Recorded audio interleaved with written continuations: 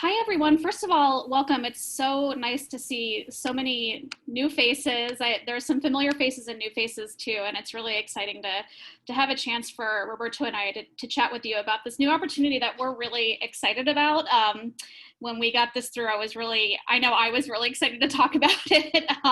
And I know Roberto and I have had a lot of interest so far, so we thought we would take this opportunity just to provide a webinar, provide some quick and dirty details about where this came from and really some of the administrative steps to move forward on this. And that way we can kind of hit the ground running when you want to follow up with us if you're interested in pursuing an opportunity with us. So we'll be talking about this new Dear Colleague letter that came out a couple of weeks ago. And that we put the number there, NSF 20-112, and that provides an easy way for you to Google it. And I know there's also a link to it in the invitation to this webinar as well. So let's see here. So here's a screenshot of it. So the title of it is Potential Support for Community Hubs for Collaborations Between NSF-Funded Arctic Researchers and Arctic Residents.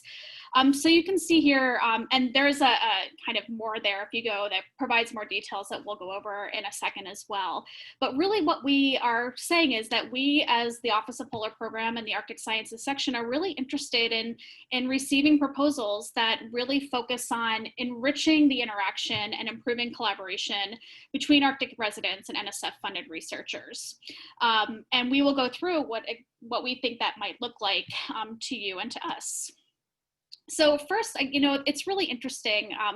We've gotten a lot of questions on where exactly this Dear Colleague letter came from. Like, why did we want to release something like this? And really, it's twofold. First, we have received a ton of questions and interest from both people who are living in the Arctic and northern communities and indigenous communities and NSF-funded PIs for ways to think about how we can strengthen and facilitate capacity building, meaningful engagement, and lasting research partnerships. So this is really, Roberto and I have received lots of calls, and we've had lots of talks with our kind of Arctic colleagues and our PI colleagues, and just thinking about how we can facilitate ways to do this better.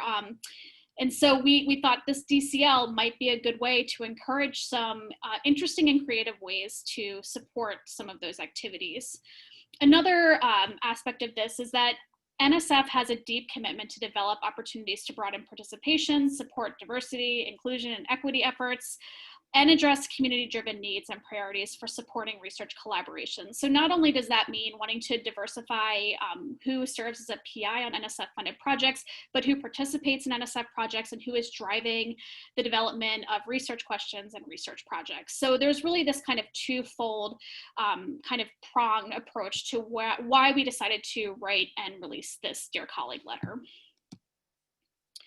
So this, the potential activities could include, and this comes straight from the Dear Colleague letter. So I hate bullet points on PowerPoints, but I'm going to read them just so I know we have people on the phone and just so people get a chance to hear them and to digest them. So the first one is enhancing communication with NSF-funded PIs who are working near or with Arctic residents in the area of focus on a funded project. The second one is supporting the development of partnerships between NSF-funded PIs and Arctic residents, including facilitating co-produced research efforts when appropriate. Assisting with communicating scientific plans, results, and outcomes to Arctic residents. For those of you who are more familiar with IARPIC, they recently released principles for conducting research in the Arctic. So if there are ways that you can propose to think about how, instead of just having these excellent 5 bullet points, how do we actually put them into practice? And creating recommendations to build research capacity and training opportunities for Arctic residents. So these are kind of the first 5 bullets that we, within the Arctic Sciences section, brainstormed might be good places to start. But I think the key message here is that they're not limited to these 5 bullet points. You are free to be creative in your approach.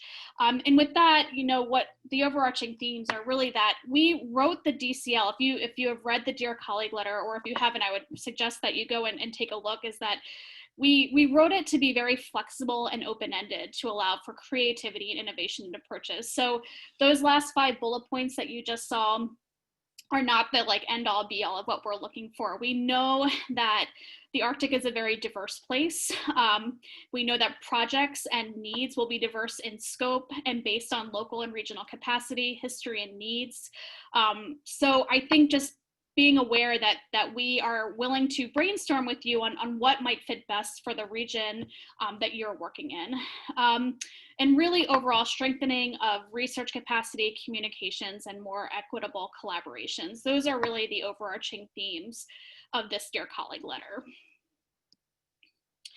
So the Dear Colleague letter, because we're talking about this in this webinar, is the first most important document, but this will be your second most important document. So this is the current Arctic Research Opportunities Solicitation.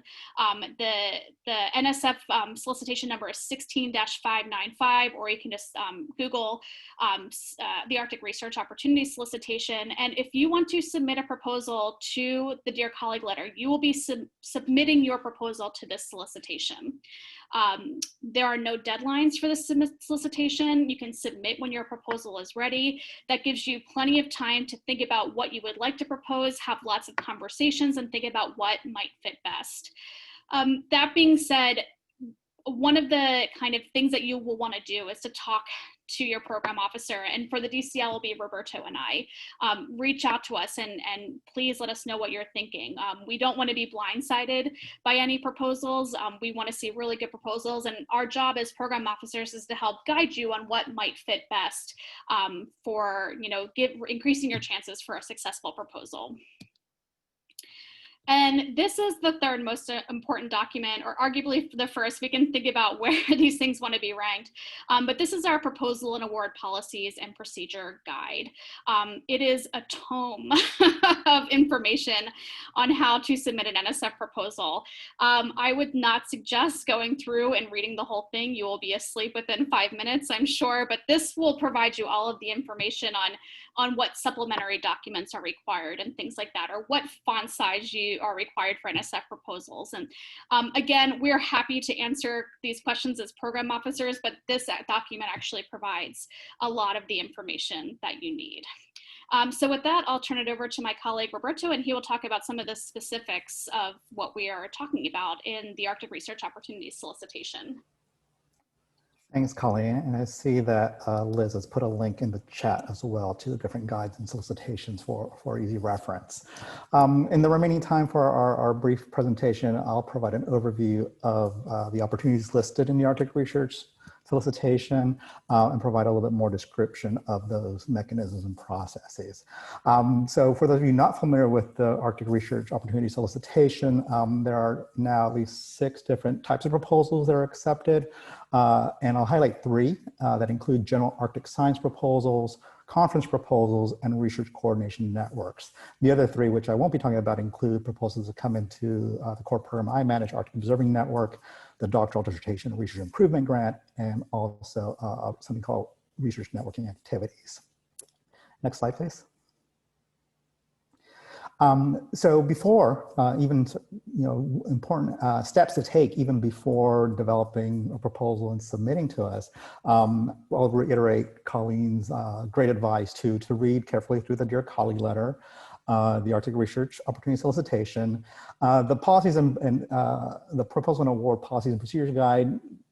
Yes, you certainly need to be aware of that, but that also comes something that you would discuss with your authorized organizational representative or your sponsored research office or equivalent, depending on your organization, who will get to the nitty-gritty about the formatting and content of the actual electronic submission process. But once you have a general idea of our aims and objectives through the Dear Colleague letter and the appropriate type of proposal that you're thinking of submitting, again, whether it's a general Arctic science proposal, a conference proposal, or a research coordination network, which I'll speak to a little bit more clearly in the coming minutes. One of the things really that we appreciate as program officers is to have you and your colleagues or partners who are interested in submitting a proposal to sketch out an outline, brief synopsis of your concept, usually a 1 to 2 page summary of the intellectual merit and the broader impacts, which are the 2 primary review criteria for submissions to NSF. And that allows us to provide you some initial feedback in terms of whether you're on the right track, whether we deem it appropriate and within scope of the Dear Colleague letter and the types of proposal submissions that you intend to move forward. Once you have that in hand, yeah, please email us, Colleen or myself, to schedule a call to follow up on that feedback that we provide to discuss the best way forward to proceed. Next slide, please. So I'll take the next few minutes just to highlight two of the different types of submissions that we anticipate coming in that are responding to the Dear Colleague letter. The first I'll talk about briefly is conference proposals. Proposals submitted to NSF typically are intended to bring individuals together for focused interactions to analyze or synthesize past or ongoing research, or to discuss future research priorities or strategies. So you can be sort of both in terms of a status check, a landscape sort of evaluation, as well as forward thinking. I do need to note that these conference proposals are typically one-time events with budgets on the order of up to $50,000, but potentially could be larger if appropriately justified. However, those that are beyond the $50,000 threshold typically are sent for external review, whereas the others are primarily reviewed internally. Next slide, please. The other important mechanism or type of proposal that we anticipate being used for responding to this Dear Colleague letter includes the Research Coordination Networks, or RCNs. This is a little bit different from a standard science proposal submitted to the National Science Foundation in that the goals of an RCN include advancing a field or creating new directions in research or education, and specifically by supporting groups of investigators to communicate and coordinate their research, as well as their training and educational activities across disciplinary, organizational, geographic, and international boundaries. And typically these include a number of different types of network activities, including meetings and other types of efforts. I will add that for typical Research Coordination Network awards, there is no primary research supported. And again, because you are responding to the Arctic Research Opportunity Solicitation, there are no specific target deadline. Proposals are accepted at any time. However, there is a maximum budget of $500,000 over 5 years. Next slide, please. One additional aspect of the Research Coordination Network is slightly confusing if you're not already familiar with submitting proposals to NSF and sort of identifying specific program solicitations.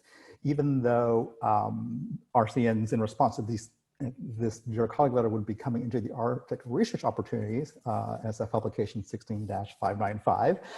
You would also be using guidance from a different solicitation that is specific to Research Coordination Networks, and that's Publication NSF 17-594. We've used this slide previously in other webinars describing our Research Coordination Network proposals and other mechanisms, and we jokingly put, that this is clear as mud. Again, Colleen and I are among the program officers who would be helping to navigate the way that the proposals are submitted. And so that leads directly to the third point on the slide, that it's very important to discuss with program officers about these RCN or Research Coordination Network possibilities before developing a full proposal. Next slide, please. So just a few takeaways with respect to RCNs.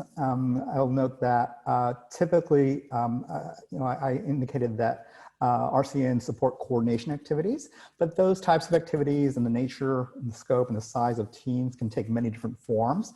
One of the things that I've really appreciated since becoming a program officer, transitioning from a former academic, is that there's a lot more flexibility and creativity in being able to submit proposals or for different ideas, even though typically there's a response to a published solicitation. There are ways to be creative and flexible in those regards. With respect to RCNs, it's also important to potentially keep in mind that there might be, even though there is not primary research supported through RCN awards, there is a potential for spin-off projects in the future, so that following the successful achievements we anticipate from RCN projects, that there could in fact be a general Arctic science proposal be submitted at a future time. If you or some of your partners and collaborators are at a stage of maturity in your research and coordination activities where it may be appropriate to combine research and coordinate activities, we have another mechanism called the research networking activity, or RNA, that could also be an appropriate process to pursue. And again, that's something that you would discuss with Colleen and myself, and perhaps other program officers as appropriate, depending on the scope and goals of your ideas. Next slide, please. So I think I'm almost winding down. Just practical concerns like the review process and timeline for conference proposals. We typically, again, if they're depending on the budget threshold, often do internal NSF merit review. This can be processed relatively quickly with an asterisk, depending on congressional appropriations, program funds, breaks in appropriations, et cetera. And if you, however, decide to pursue a larger research proposal, including along the lines of a research coordination network, those would go through the conventional full merit review process, and we anticipate at least 6 months. Our performance goal is to have a decision, or to make a decision within 6 months of the date of submission, but sometimes, again, that can take a little bit longer depending on external circumstances. Next slide. So I'll just round out our presentation time with identifying a few resources. We have a website listed on the slide for those of you on the phone. It's www.nsfpolicyoutreach, all one word, .com, which provides additional information about NSF processes regarding proposals. Again, your colleague letter is just another way to provide kind of direction and guidance with respect to the types of activities that in our case of Office of Political Programs and Section for Arctic Sciences really wants to encourage. Under normal circumstances, when in-person meetings do resume, if they resume, there are often NSF panels at those conferences that provide really excellent information about the proposal process, the proposal submission process. Webinars like this, you should also take advantage. I will note that, again, a few months ago, was part of another webinar highlighting not only the RCN mechanism, but I believe eager and rapid, which are other sort of fast track types of proposals, but with very specific criteria. If any of you are interested in those, you can sort of reference those webinars. And again, it goes without saying that program officers like myself, Colleen, and others who may have joined our webinar today are really often kind of the key people that can really help and support you as you navigate this somewhat complicated and potentially onerous process. But besides that, we're here to help. I think we have our last slide with our contact information. I'm sure it's easily accessible. We're public officials. You can easily Google us and find us, reach out for your questions and additional concerns. So I'll leave it at that.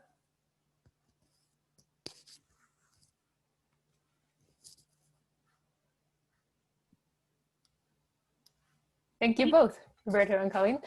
So we're now going to transition to the Q&A period. So you can either chat, if you've got questions for either of our program officers, you can put them in the chat, or you can raise your hand and we'll ask folks to unmute one at a time so we don't get people talking over one another.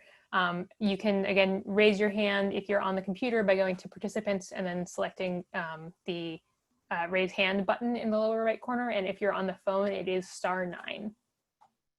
And to unmute yourself on the phone, it is *6.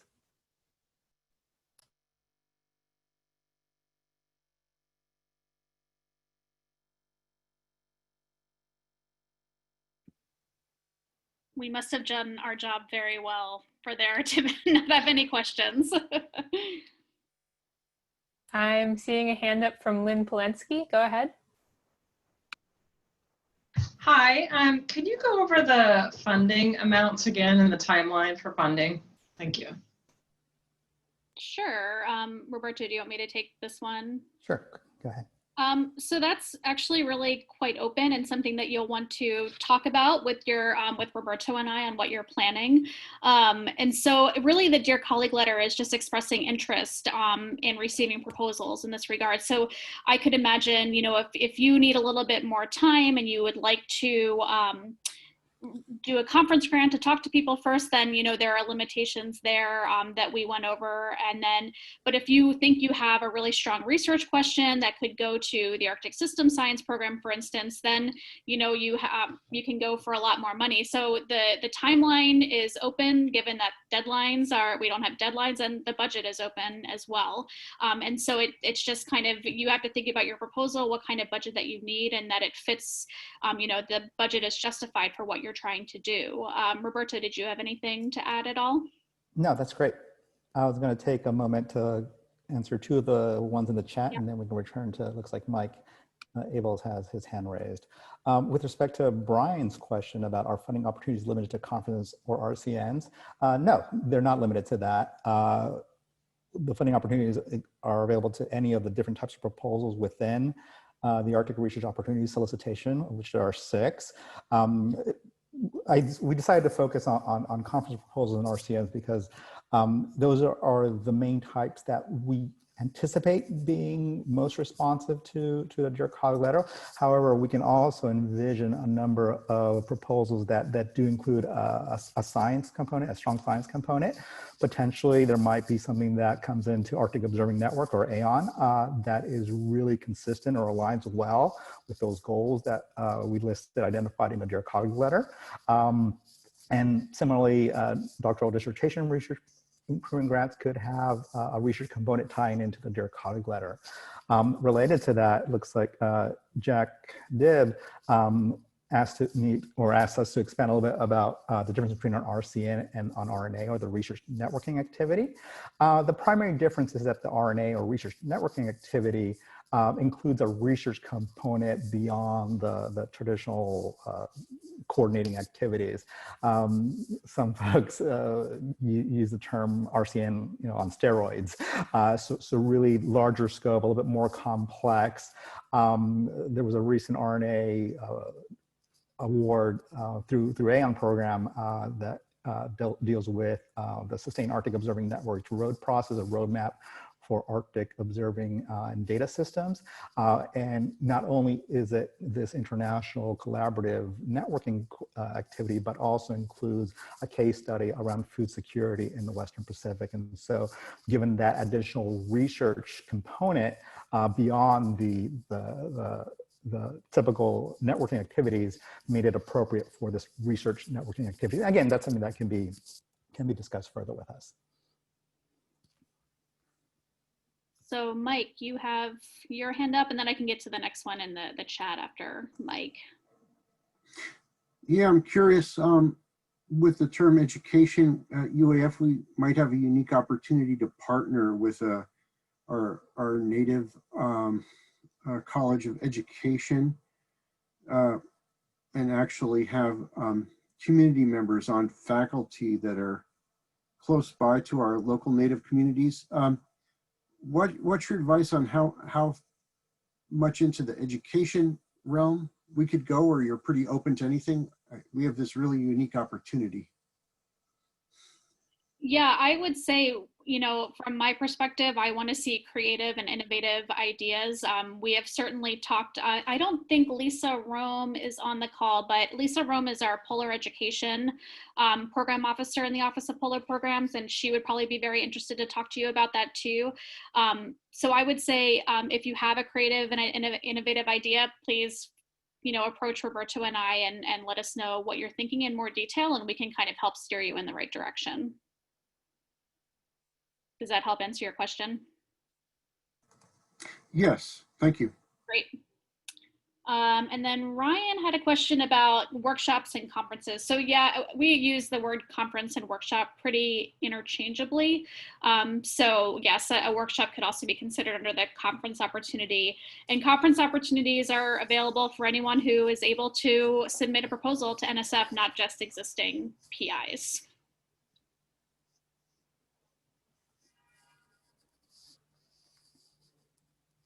It looks like there are a number of more questions in the chat. You want me to take the next one or so, Colleen?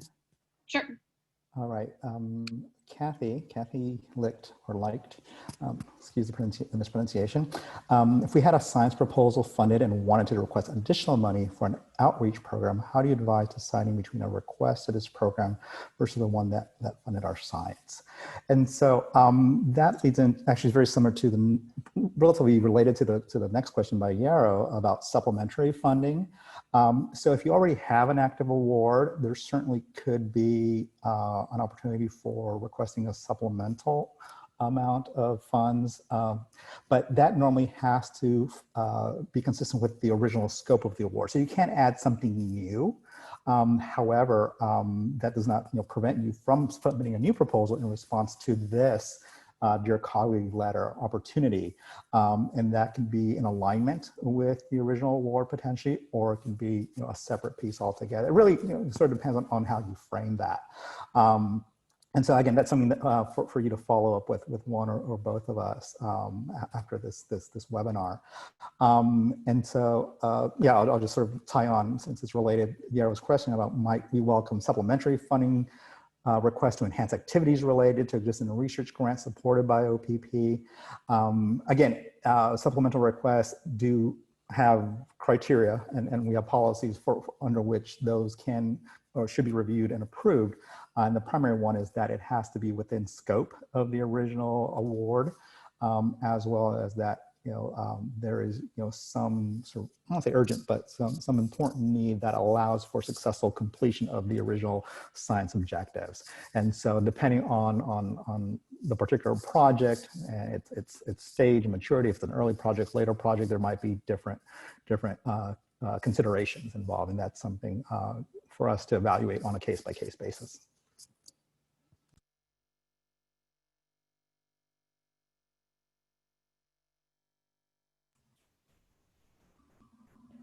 Just a reminder for folks that you can use the raise hand function if you've got a question, and on the phone it's *9 to raise your hand and *6 to unmute.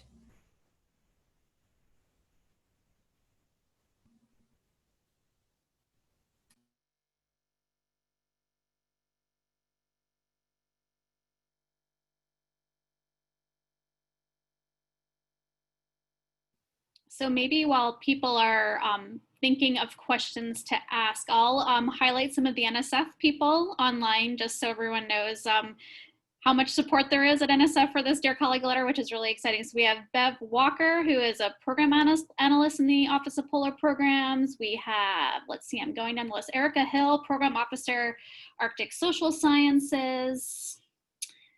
And we have Kate Rock, one of our contractors in the Office of Polar Programs and the one that keeps everything moving through the system. And then let's see, who else do we have online? Renee Crane, Research Support and Logistics Program Officer in the Office of Polar Programs. Simon Stevenson is our section head. And Katya Kantar, who is our AAAS fellow. So you can also ask them for NSF advice as well. I just wanted to give them a shout out and thank them for coming. And it looks like, Mike, you have another question. Yeah, I'm curious again, because we have close communities. What's your thoughts on dollar amounts, and specifically, we're thinking to really make this work, it might involve a lot of travel, specifically small chartered aircraft to bring people to and from the field station and neighboring villages. That gets expensive for a lot of planes. Very pricey, very quickly. But that's what would make this actually work. What were just some initial thoughts on that? So again, I think it's pretty flexible based on kind of what you're trying to do. I think you would definitely want to talk to Roberto and I on what you're thinking about. Obviously, all of us have worked in the Arctic space for a long time and know how pricey travel can get. The one thing that I always try to point out is that our research support and logistics program at NSF is incredibly helpful in this regard. We have projects that have, they have set up charter flights for people to bring people in. And so if you're thinking about kind of more extensive travel or trying to move people around, post-COVID-19 times, of course. I would definitely, again, get in touch with Roberto and I, and there are definitely lots of opportunities via our research support and logistics program. They're used to moving people around and moving people around safely. And that might be a huge help to your proposal moving forward. I've been trying to point more and more to use it's such an excellent resource. And our program officers in the research and support logistics program work really hard to make that work efficiently and safely. Thank you. We have them on speed dial already. I'm sure you do, yes. But they're able to move people around. So that's a really good resource.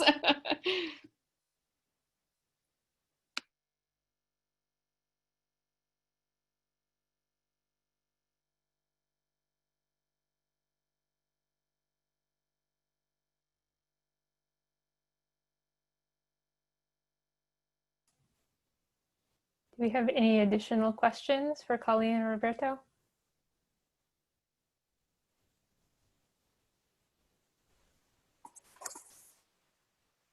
Hi, this is Gay Sheffield. I don't know how to raise my hand, so sorry about that. We can hear you. Go ahead. Okay. Welcome, Gay.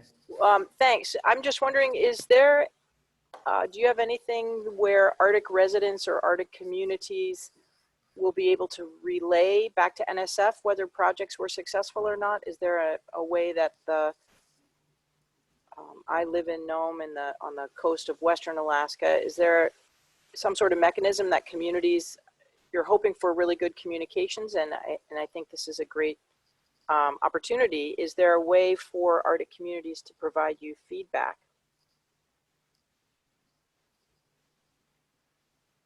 Roberto, do you want to take this one, or you want me to take a shot first and then? Yeah, go ahead. Okay.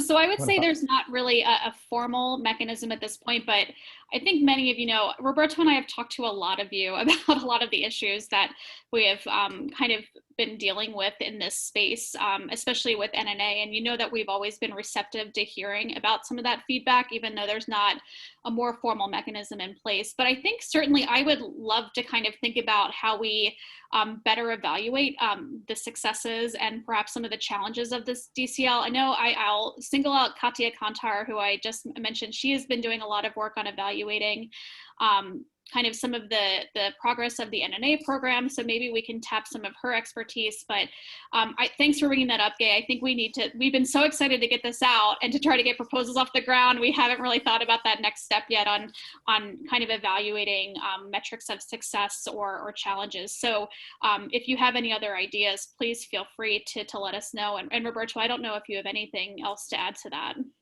Yeah, just another comment or observation, I think. Gay raises a very, very important question, critical question, really, about the evaluation of not just NSF-funded research.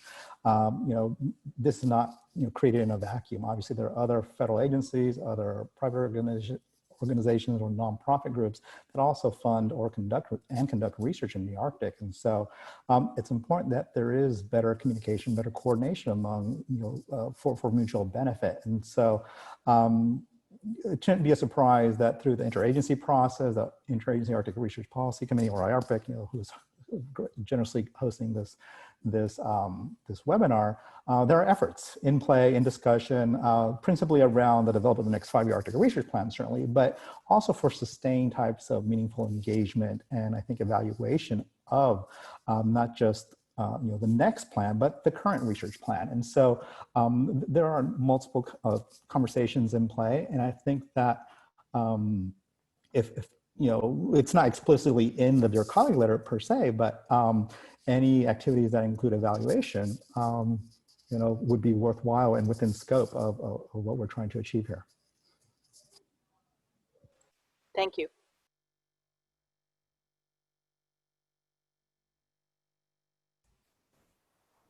I think Mike has an additional question. Go ahead. Yeah, I was thinking, from Roberto, from a network standpoint, I'm just thinking at a high level sort of right now, but in one sense, if we were successfully funded, this could be just a one-shot deal. We make good communications for 1 year, and then next year it's all over. The whole thing's dead. Are you thinking more of to truly build relationships between communities, similar to the network idea. This could be a long-term commitment to keep these relationships going. Certainly, yeah, that, at least from my perspective, is definitely part of the overall goal.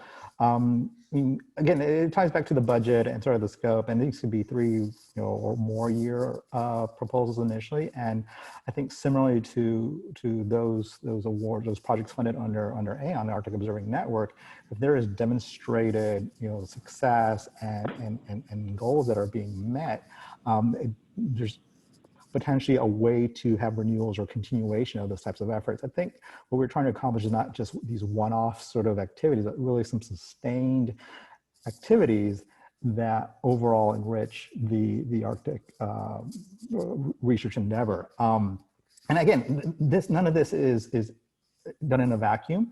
Concurrently, for example, we are under reviewing community office for the Navigating the Arctic.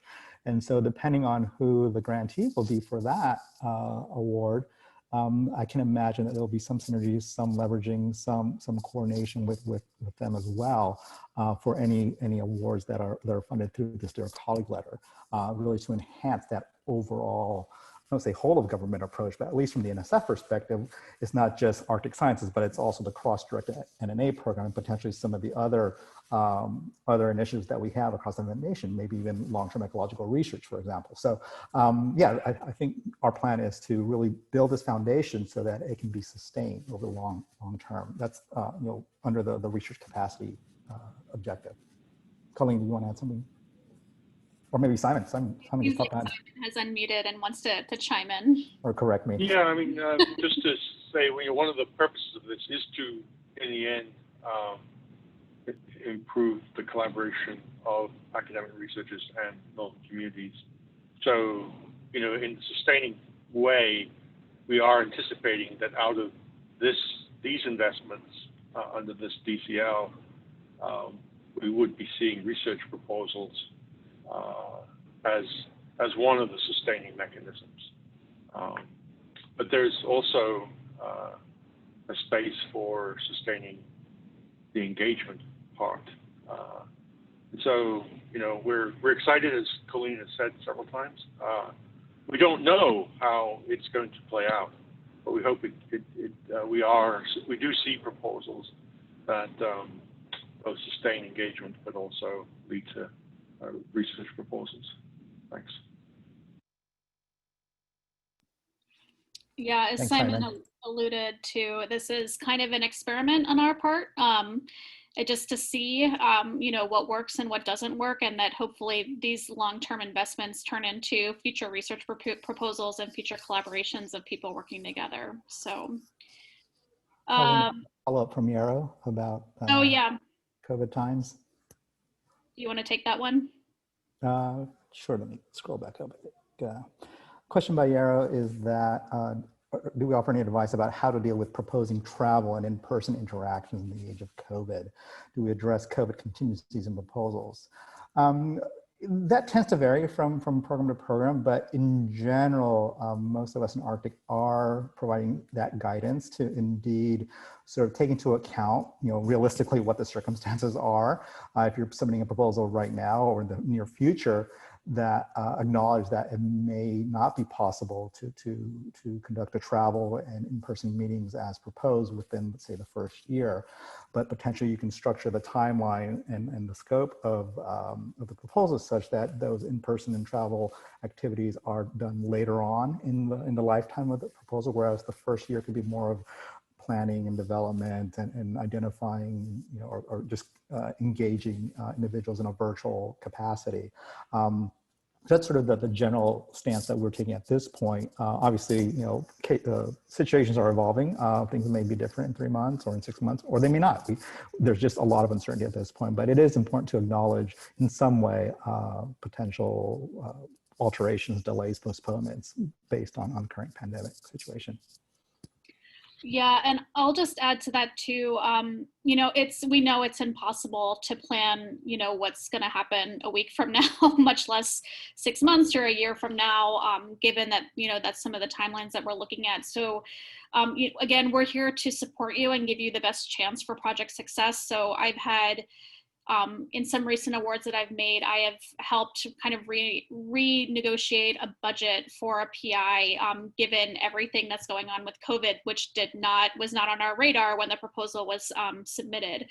So there's certainly an option to, if you're trying to think about contingencies and then things change and then we still can't travel, or now we can travel, at the kind of making an award stage, we can certainly think about a revised budget to kind of best set you up for success in the coming years too. So that's something else, that's another option on the NSF side too.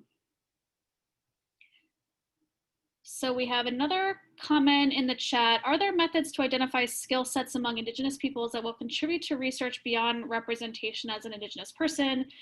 For example, do we know who has statistics skills, research question development skills? So I think this actually could be an interesting kind of, this is collaboration building, right? Is trying to understand who has what skill sets. I feel like we do the same thing in interdisciplinary and transdisciplinary research too, is how do we support people to get to know each other better and to know what skill sets are needed and what research questions people want to ask. So I don't know if there are methods per se, but I think this is what I would call part of collaboration building and getting to know people and what expertise is out there. Catherine, I see that you're unmuted, so I don't know if you want to clarify your question. Thank you. I'm Catherine Check-Snyder. I'm recently retired and doing starting a volunteer venture in the Arctic. Obviously from home right now, but I just, as I learn about the work that we do with Indigenous peoples, I hear a lot about Indigenous peoples should have a seat at the table, they should have a voice, and I think, yes, absolutely, that's absolutely true. But I just keep thinking ahead to the next step of not just that they're the Indigenous person speaking about the community, but they're leveraging skills that they have to the research efforts, to the project efforts. It kind of makes me think back to, there was a time when women might have a seat at the table and someone might say, what's the woman's opinion on this? What's the woman's voice, or what's the other, minority group voice? And now as I look around at this room, this virtual room, it's like, well, I think that everybody here, brings something beyond solely who they are. And yes, I might bring a woman's perspective, but I bring other skills as well. And so I just thought, well, gosh, if we have Indigenous people at the table, and they're the statistician, or they're really good at framing research questions, maybe within their particular community, or they bring something else to offer, that's a next step in enhancing their status.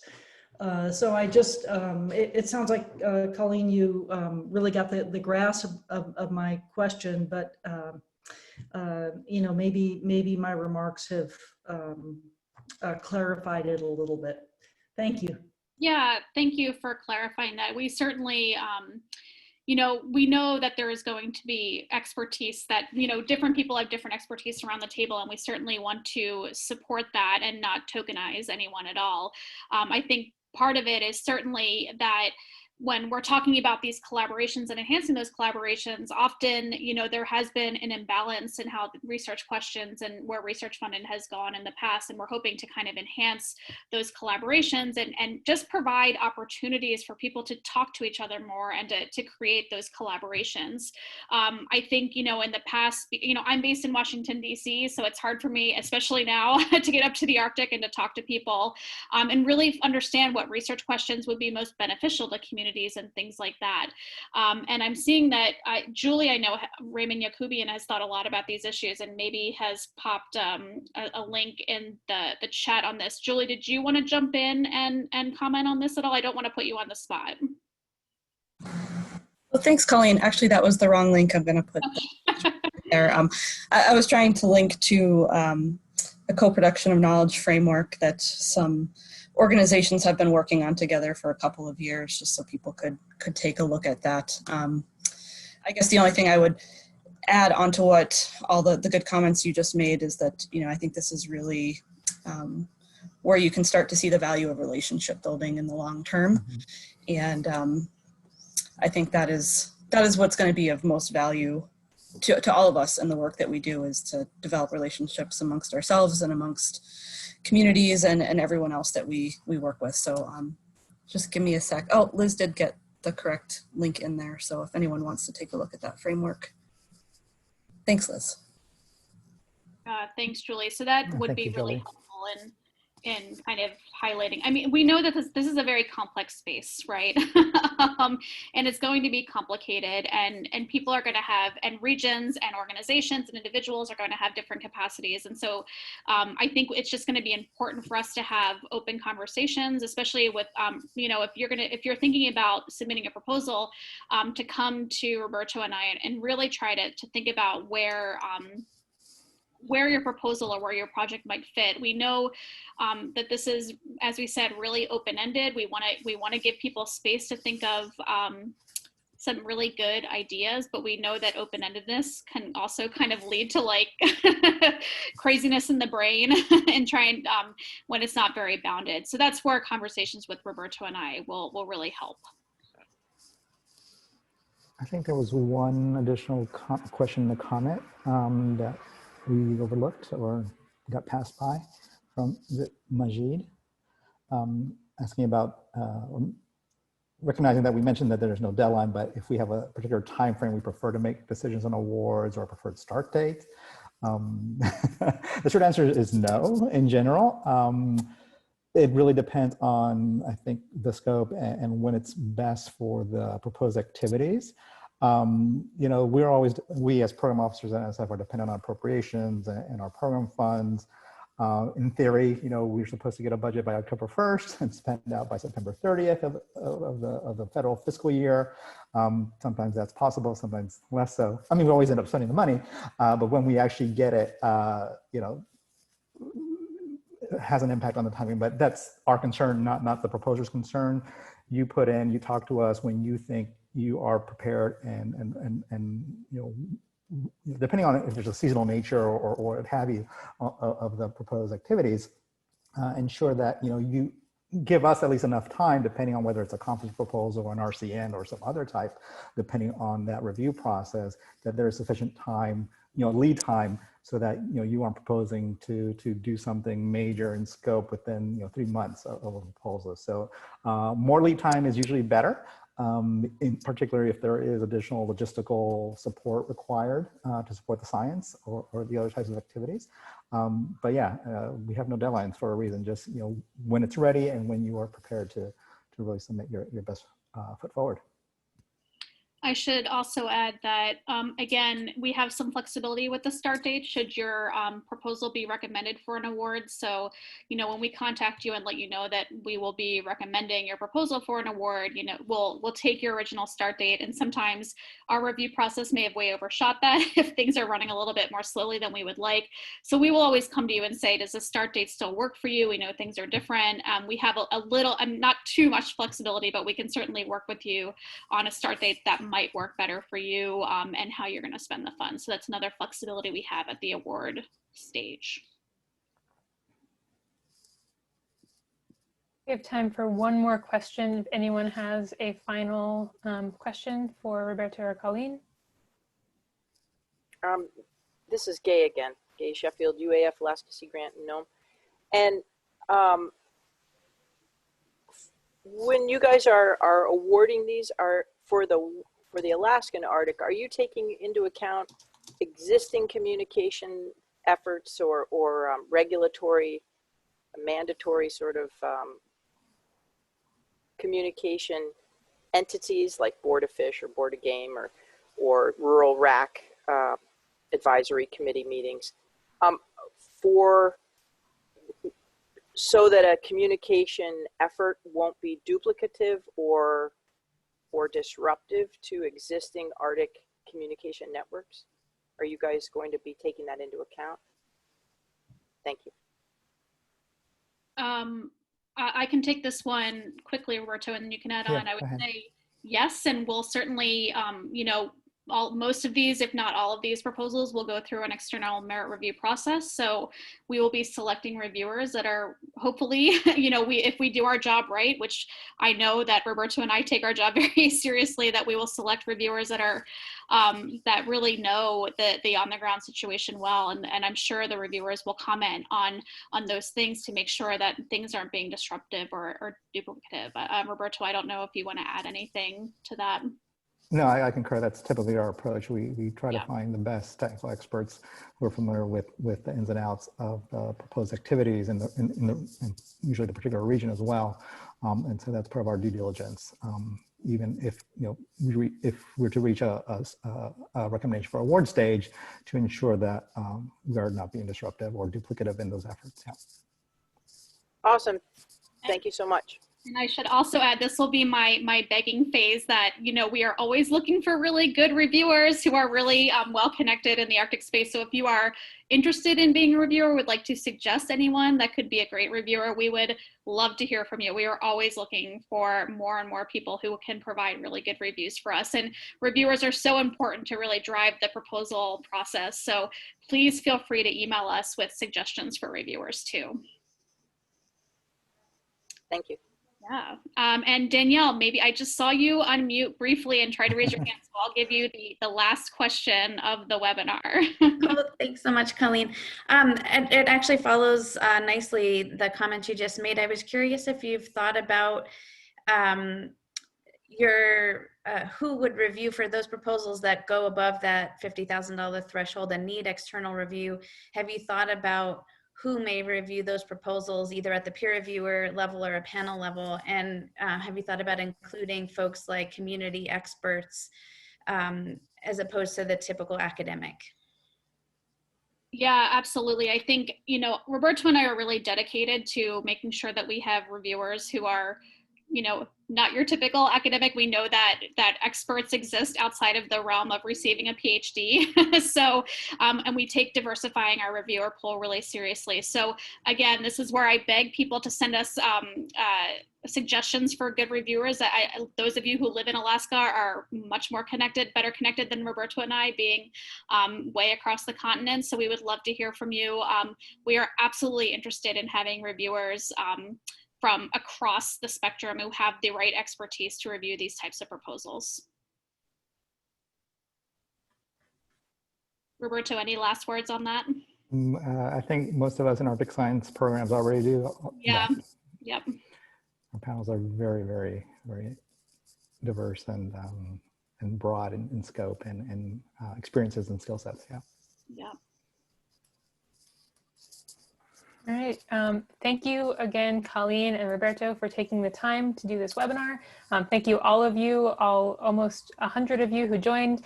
Again, you can, we will have this recording up within a day or two on irpcollaborations.org. If you don't have a account yet, I strongly encourage you to sign up for one. They're welcome, you know, anyone in the Arctic space is welcome to have an account, and that can help you get more announcements like this. So thank you, and I hope everyone has a great rest of your day. Thanks for keeping us on track, Liz, and thanks to everyone for coming. Looking forward to hearing from all of you. Likewise, thank you everyone. Look forward to your ideas. Bye. Thank you. Bye-bye.